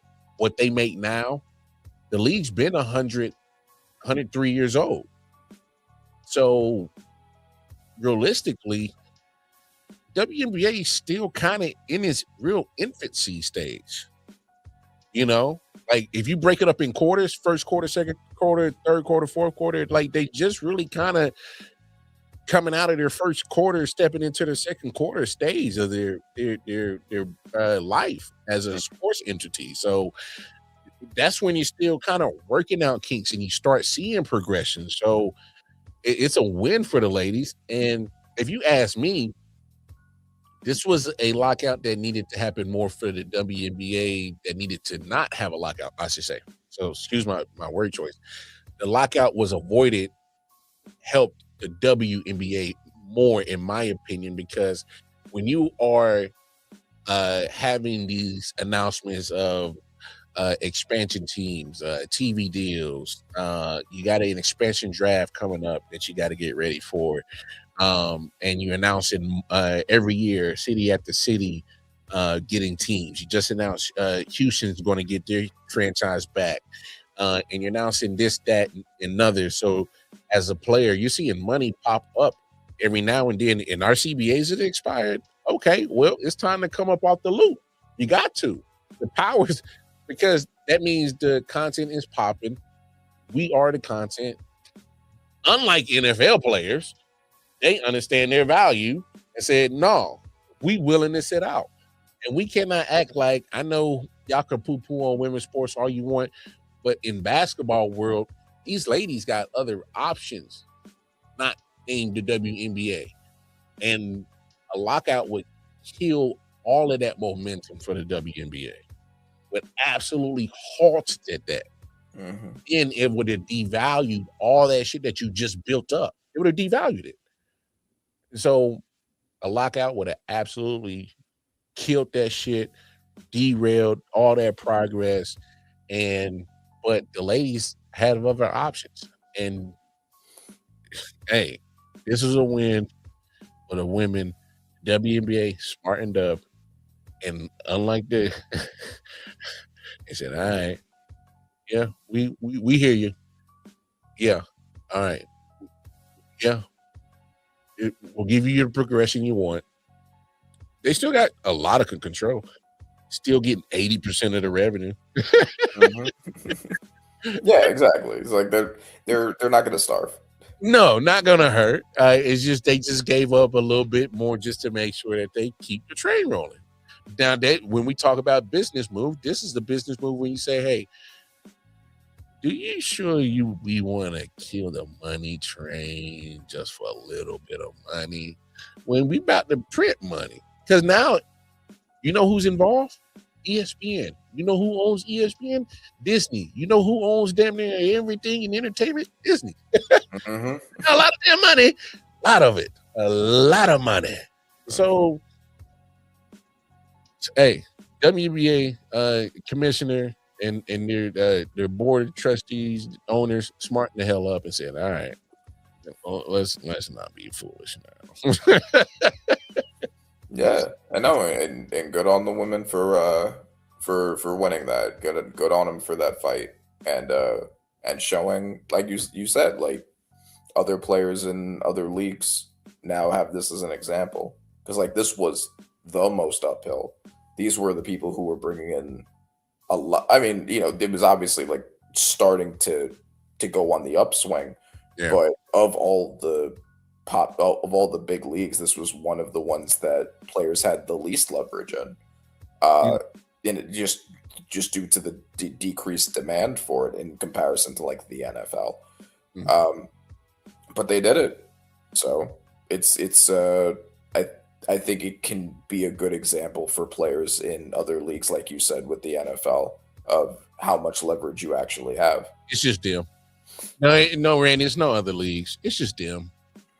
It's just them. We've seen it in the NBA. Ain't never been scared to lock out. Major League Baseball players ain't never been scared to lock out. Matter of fact, he got a situation in the upcoming few seasons that they got a CBA that they got to take care of, because the owners want a salary cap. So they got a situation that got to, and guess what? Don't be surprised if there's a lockout, because them players and them player unions from the MLB ain't no punch, and they ain't scared to walk away from no damn. Hey, we'll walk away for a diamond. Go ahead, put a lock in the chain on the motherfucker then. They ain't never been scared. I'm telling you. Hockey.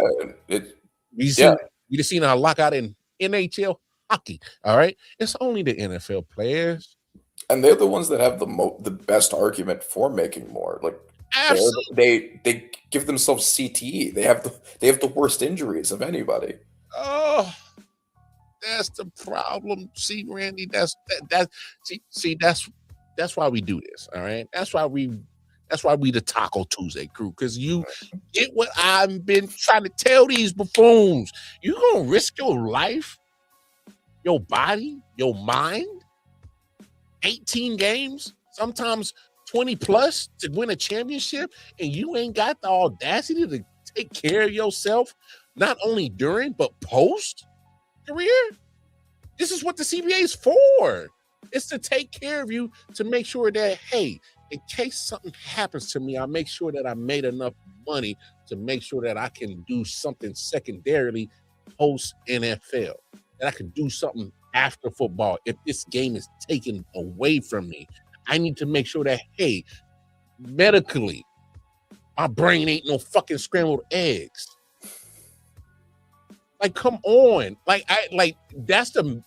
me, that's the biggest thing that really pisses me off about that is I don't think they really taking this CTE shit serious enough to understand that, hey, these motherfuckers are still making so much money hand over fist. We need them to put that money towards making sure our brains ain't scrambled eggs, bro. How do we avoid this? Or how can we decrease it? How can we take care of it? How can we medically, throw something to help us? How can we therapeutic something? We got to do something because now we having too many players post career, during career. We just lost Rondale Moore, and I'm not saying that CTE related, but we losing people over probably some shit that's mentally related. It was the Cowboys player. Yeah, Nealon. Yeah, some, and whether you want to equate the two, CTE or mental illness or whatever, it's something we don't know because obviously, unfortunately, we can't. We can't evaluate him now. I mean, they could do brain scans and stuff. Now, Like, we can't evaluate it until motherfucker gone. So right, exactly. it is like we got to find a way that we can. Why do we have to wait to evaluate somebody for something that? I mean, you could do brain scans on people while they're alive, but it's usually they wait until they're dead to do it. Yeah, so it's kind of like look, I love football, but I understood what it took to play at the highest level, not only collegiate but NFL. So I wasn't going to play football past high school. All right, and I knew what it took. And I knew what the toll it took on your body. I knew all the dangers that come with. You got to be a mentally different type of cat to play football in the collegiate NFL. You really do. All right. You just got to be on a different mental brainwave. And sometimes that may not necessarily mean a good thing. Because it'll fuck you up, man. Football's crazy. So I don't understand how you don't understand your power. But these ladies did, and they smartened up. And I mean, because it's like, bro, you can't sit here and see all this money getting made and we ain't getting none of it. Huh?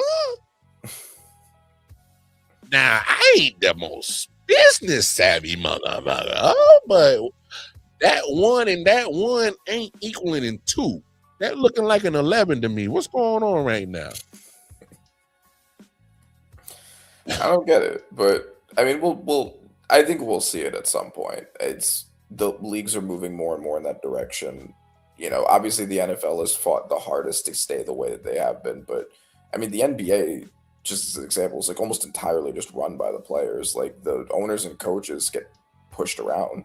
Like we're just going in that direction, and I think that the NFL eventually will. They'll eventually have to, because you know you can't have the NFL without the players. No, and trust me, just as much as I don't want no replacement refs, I sure as hell don't want no replacement players. Yeah. If I want to watch the UFL, I go watch that, and I really don't watch that. Yeah. If I want to watch some damn arena football league, then I go watch that, and I really don't watch that. So, yeah, I don't want Rick Mahams to show up with fake curly hair doing a fake curl. Yeah. I don't need no Leon Sandcastle. You know, shit. So I don't know. Let's CBAs. Let's take it. First of all, similar to business, when I always say that sports is a microcosm of life in our society, this is similar to all type of business. Hey, take care of your people. If you take care of your workers, they take care of you. We'll put more money in your pocket. I swear we will. You take care of us, we'll take care of you. Mm-hmm. All right? And it'll turn into a good cycle where everything just turns on the good hamster wheel. But you just keep feeding the scraps. Well, we ain't gonna stay on this hamster wheel forever. And we're more likely to revolt and turn this hamster wheel up. We gonna set it on fire. So yeah, and they make a lot of money with a flaming business.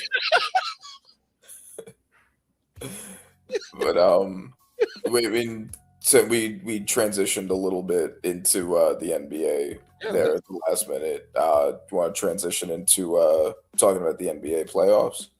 Let's because believe it or not, we are in April now. Well, on the East Coast now, but you know what that means? Playoff seating. Teams are starting to clinch their spots. The Knicks just clinched in the last game before the monstrosity that just happened before I got on. I got online. But the last game we clinched our playoff spot. I know you got it in front of you. Go ahead and break the rest of the start with the East. Go with the rest of the seasons and how's it starting to shape up. Let me pull it up. So right now the East Pistons are still in first. Celtics are in second. Knicks third. We believe we're the only teams that have clinched so far, and then Cavs 4, Hawks 5, Raptors 6, and then the play-in teams 76ers, Magic, Heat with the second greatest scorer of all time, Bam Adebayo, and the Charlotte Hornets. As of right now, that's the standings for the East. And the West, we got still in first OKC Thunder, San Antonio Spurs in second, your Lakers in third, Denver Nuggets in fourth, Woo! Timberwolves in fifth, Rockets in sixth, and then the play-in from the West is Suns, Clippers, Trailblazers, and Warriors. Hey, The Lakers were pretty shaky for the first half of the season, but they kind of went on a heater. Yeah, What are your thoughts on the Lakers as of right now? I mean, you know, they're gonna make it cute, make it interesting, but you know, they ain't gonna win no championship. No faith in your team. No, because at the end of the day, Luka is still he's still going to be always be a liability on defense. So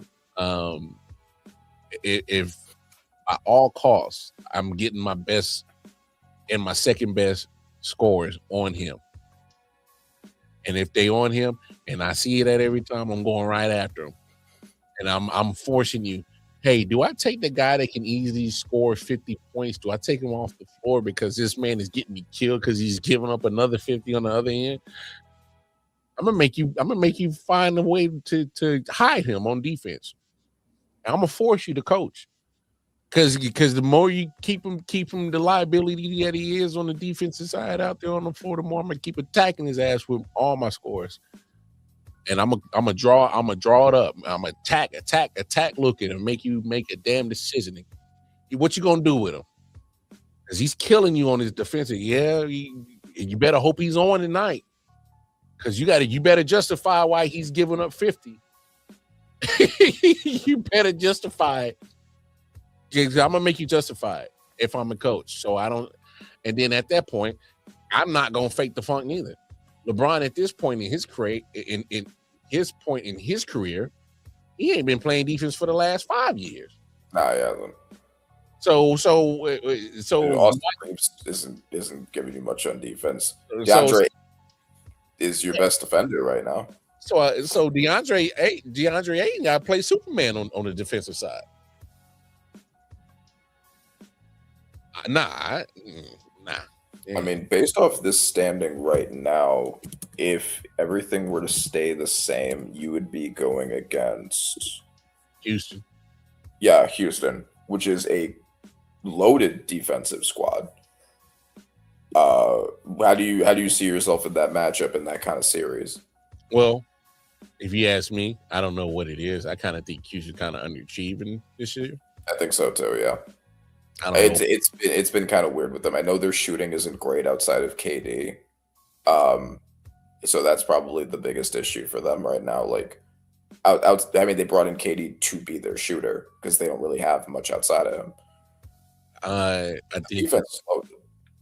Oh, we're not worried about the defense. We're worried about, okay, so if KD goes cold, Right. what if KD has those? Because we've seen KD go 7 for 21, 7 for 23 before, and can't hit the backside of a barn. Yeah, I mean, it's the outside. It's the opposite problem that the Lakers have. It's an offensive team versus a defensive team.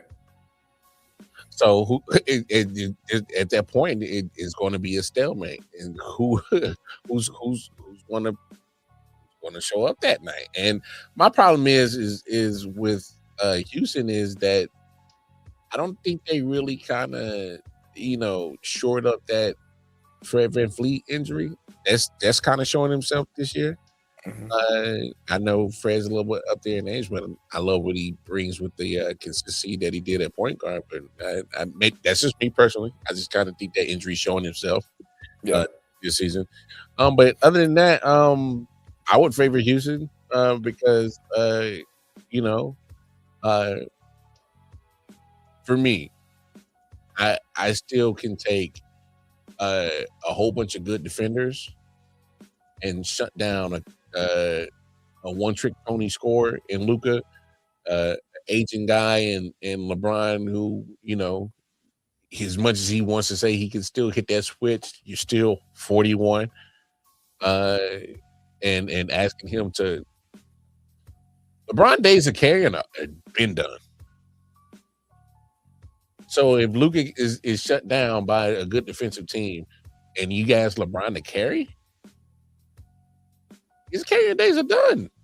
He's not supposed to be carrying no more. That was the point of bringing Luka in. Yeah. Like LeBron of scoring 40 plus and taking over games, and I'm not saying that's not possible, because in today's game, and it's definitely possible, but not when you got an elite defensive team, not just defensive players, defensive team. I mean, Luka got brought into this team where it was supposed to be like a unit with him and LeBron, and meanwhile, Luka's had the highest usage rate of any player in the NBA for years. He still does.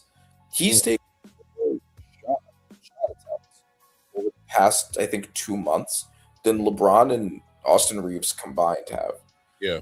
So it's also the heliocentricity is also not going to be great for a team like a loaded defensive team like Houston, because there are so many people you can, like, it's going to be him. He's the one taking the shot most of the time. So like you know who to assign your guy on. Like I just don't. Yeah, I mean I agree. I don't think that it's a winning system. Yeah. Rest of the West, I am kind of Phoenix is being scrappy. I'm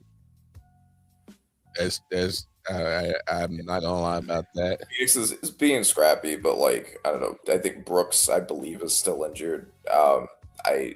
I don't think if they make it out of the play-in, they're getting like immediately eliminated. I don't see them. I think their matchup would be the Clippers. I don't think they're winning against the Clippers. Here's one. So they might sweep them. Here's my question for you. With Golden State as a 10, as of right now, playing 10, they get booted out. At some point, what are we doing here? It's tough. What are we doing here at Golden State if they don't get out this plan? What are we doing? It's tough here? Because like the answer would be to trade Steph. The answer would be to trade Steph and Draymond. I don't know what kind of trade value they have at their age. Well, Steph would definitely have the higher, obviously, of course, between the two of them. But like, how many more years is he even going to be a player? Like, the only teams that'd be looking at a player that makes sense are the ones that are like contenders pushing, like the same way that KD was added to Houston, right? Like a contender who's a loaded roster who just needs him, Steph, as shooting, playmaking. Like you're adding him for that specifically. but for a team that doesn't really have much of that now and is otherwise loaded and is ready to make a final push for the ring and then is going to settle again. I don't know who that is. I don't know. I'm with you. I can't. I don't have a team in mind. But Steph Curry would literally have to go to the front office and say, "Hey, man, it's been a great ride, but enough is enough. Like, get me out of here. Get some value for me. Rebuild." And do you think he'd do that though? Like, does he well, have any motivation to not ride in the sunset at Golden State? I think the team would have to be the one to make that push. I think the team would definitely let him ride off to the sunset. Let him, sure. Yeah, I think the question is just if you're doing what's best for the team long term, you have to trade him, and you probably have to do it soon because he's a they should already done it. They should have, Randy. They should already done it. I know, but I'm saying like now.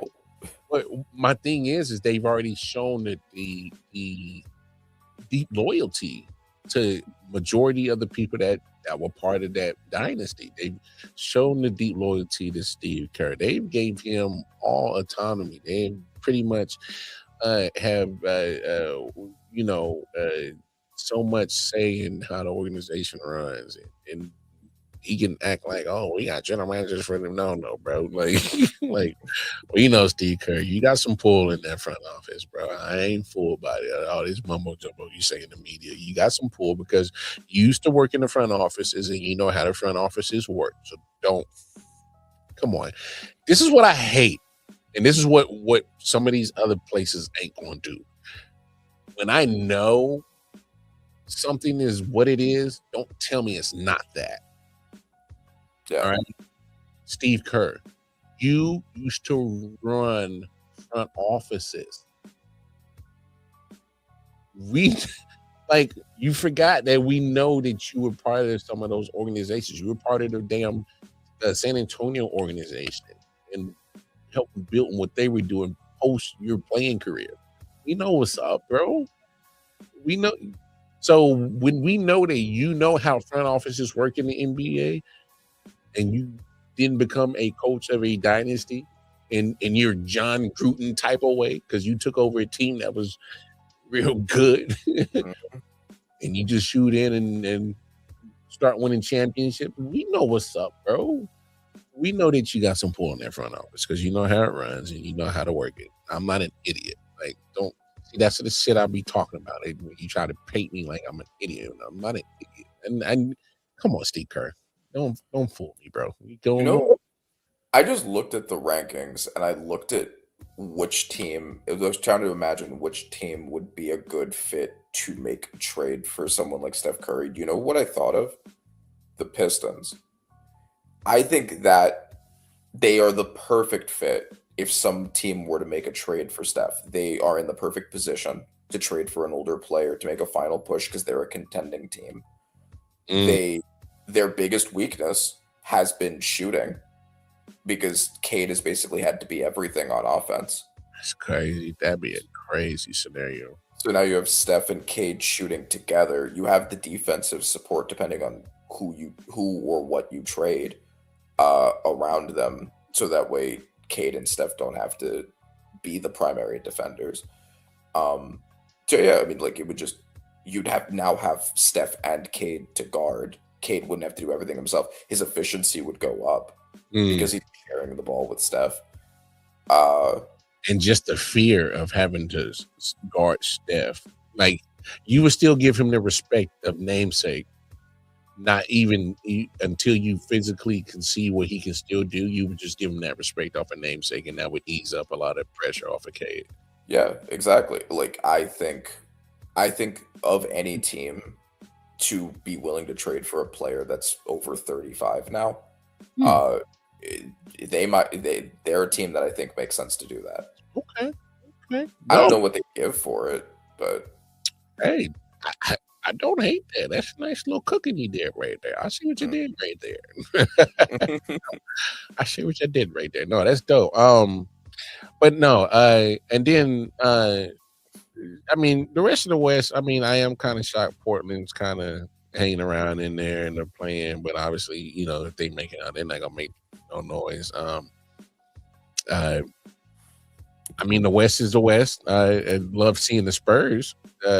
Nothing's bad. Hey, we get Spurs. We get OKC in the finals. If we get that, That's gonna feed families, bro. what? Spurs and OKC together, What? Western Conference Finals. It's gonna be sick. Sign me up, bro. Sign me and I don't care. I don't care if y'all got to make some foolish calls. You make sure they get to 7. You make sure it gets to 7. Yeah, I don't For care. sure. Somebody got to make the call in Vegas, New York. I don't give a damn. Make sure they just get to 7. I need 7. All right. I need 7 Spurs on the Western Conference Final. Book it. All right. Book it. All right. That's it. If I don't get that, one of them two have failed me at epic proportions, and I will make sure that I will flame you on this show. So, yes. If Spurs and Thunders, y'all don't get to the finals, Western Conference Finals, one of y'all getting flamed on here. So yeah. And I mean, like we've seen, they've had multiple matchups, and the Spurs have had the upper hand against them in I think the majority of them now. So I mean, the Spurs could easily end up. Wemby and the Spurs could end up making the finals after one of the quickest rebuilds we've ever seen. Oh my gosh! Well, it's a quick rebuild because it does help when you have an alien like Wemby that's part of that quick rebuild. I mean, my goodness, we talked about it. I think it was last week about the MVP conversation. Yeah, look, hey man, if the man is playing ball like that, he's a second seed, and we can't act like that's never helped having a good winning record to help your MVP case. Right, being the best defender in the NBA by a mile, plus arguably a top 10 offensive player, and having the best on-off splits of anyone in the NBA. We're talking about the best two-way player in the world right now, guys. Yeah. So I mean, you know, like he certainly has a case for it. I don't know if he's my number one choice, but he has a case for it. Hey man. End of the day.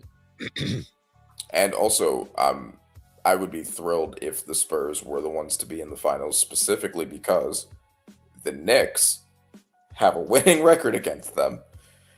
I hear you. We had their number in the NBA Cup. We had their number when we stopped their winning streak earlier in the season.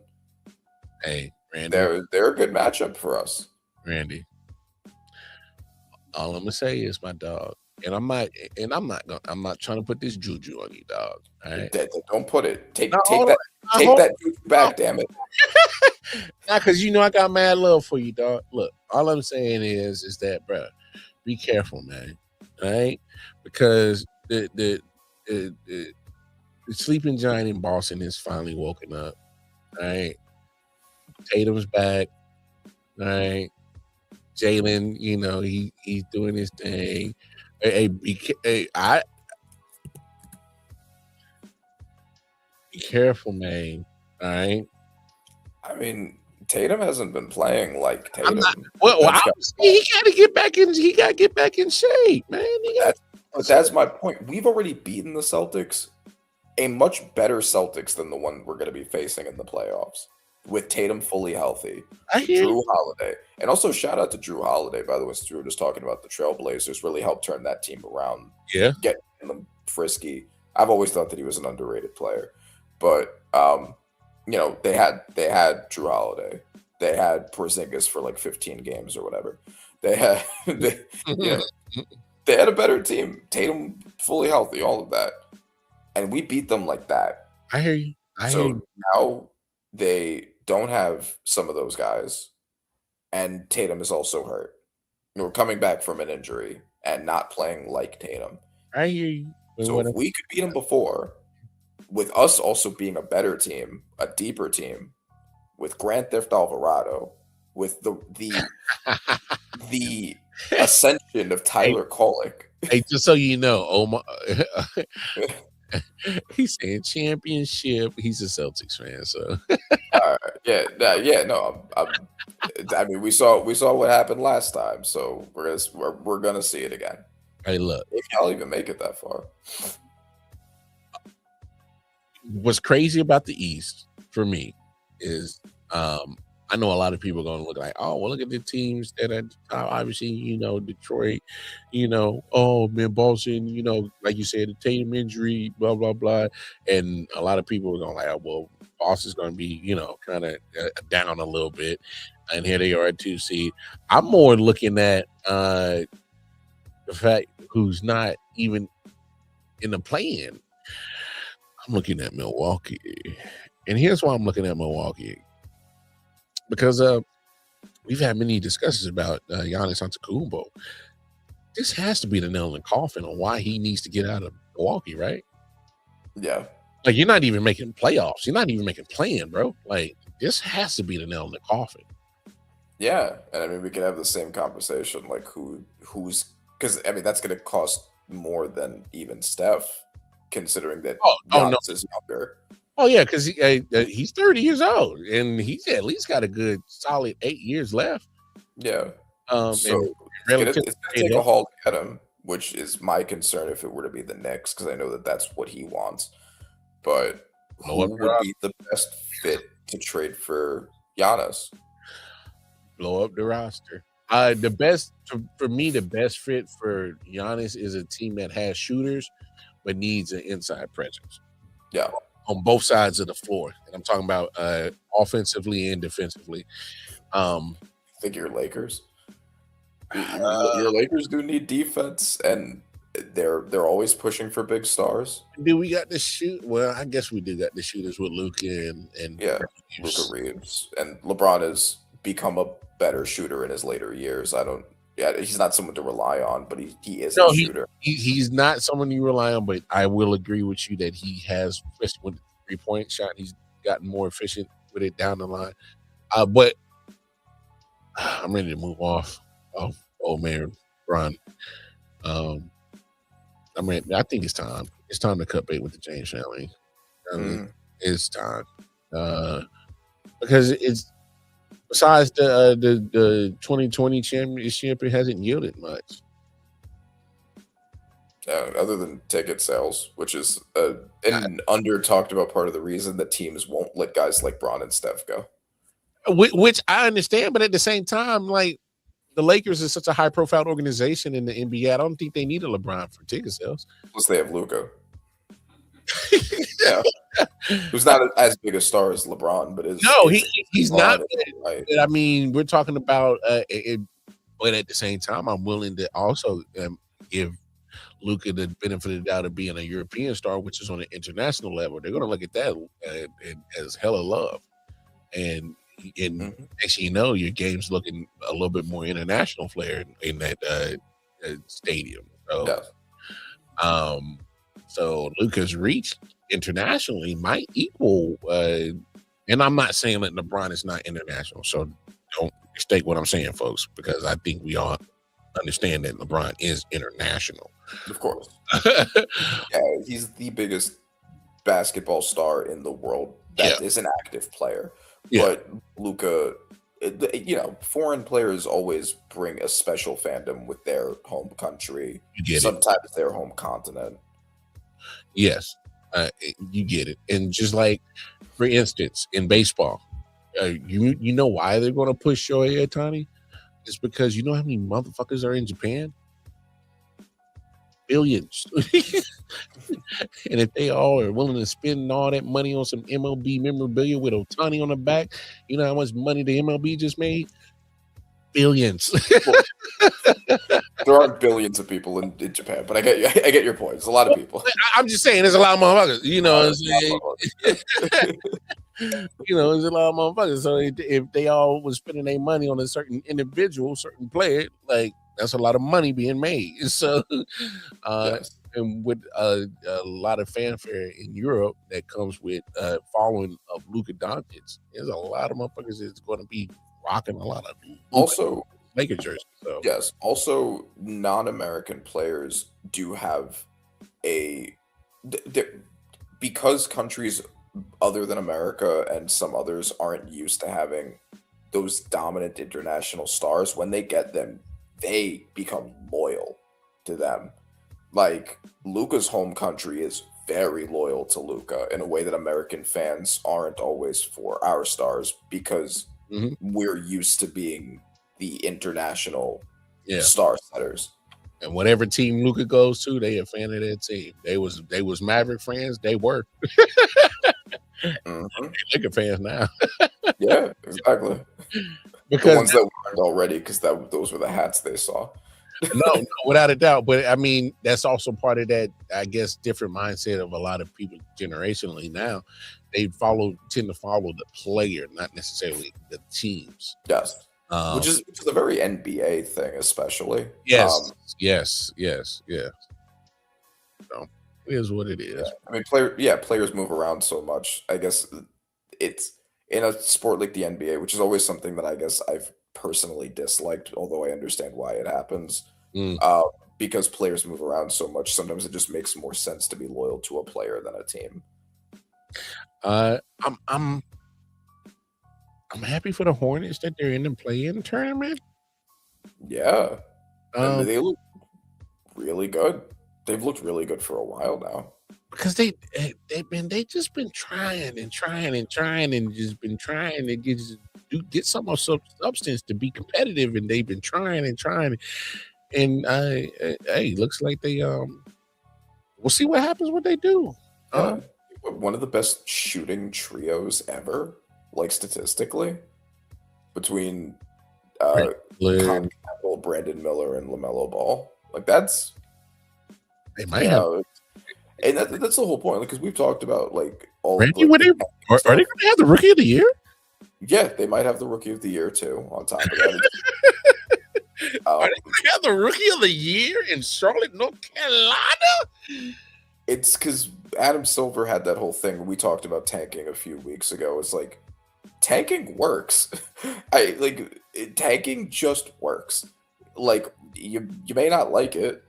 It may not be good for business. In the short term, it may not be good for ratings, but tanking works. You can ask Detroit, you can ask San Antonio, you can ask Charlotte. It works, baby. It works. The Timberwolves are good now. They'd been tanking for years before that. I know my Knicks did. It took us a while to get good. Hey, all you gotta do is tank, baby. Yeah. No, this was fun, man. I appreciate everything that you contributed to the I.O.W, man. I always appreciate you, Randy. But man, we're gonna shut down shop, close it down, man. It's some great combo tonight. But y'all know what it is. Close it out with the Israel Adesanya. Oh yeah, real quick. I'm gonna be honest with you. Yeah. The losing streak he's on. I think he needs just a quick vacation. Yeah. A quick vacation, reset, clear your mind, find out what's important, your why on why you fight, then come back. And then go from there. Because I think he's too talented. And the way that he went out that fight, I was like, that's not Israel. What is this? No, I agree. I think that he also needs to step away for a while, because I mean that has worked for fighters that were on losing streaks. I think that the whole Pereira thing was weird for him, because he kept losing to this guy who had his number before the UFC, and then he lost him. But then he beat him. He got over the mountain with Pereira. Yeah. He's been on the mountain again. Then he had that weird shock loss to Sean Strickland. And I think since then, he has not really been the same. Yeah. I agree that he probably should just step away from it for a bit and then come back for a big fight. Maybe, train. I think it's more of a mental thing. Address whatever it is mentally. And then come back. Yeah. An Adesanya ayahuasca trip. Say that 5 times fast. That might be it. But Israel, we hope you get back right. But hey, man, my favorite fighter. So I hope to see him kicking ass again. Oh, no doubt. I'm with you. I love him. But hey, Randy Reber, y'all can find him. Pantheon Nasty for all your audio needs on Instagram. I know where to find me. Twitter, Casey Wildcard Mar. Man, great time. Like Israel, I'm gonna go knock out. I'm gonna go to sleep. Hey man, we'll holler at y'all. Peace and love, man. Yeah. Silent Hill TDS, what's up? Yeah, come on. I.O.W. Sports Network, late night edition. Let's go. Come on. We about to raise the bar. Wild card mark. Everybody grab a seat, cause you know we about to spark. Late night sports talk. Modelo Le Cigar. Man, you don't wanna start. Wild card mark. We about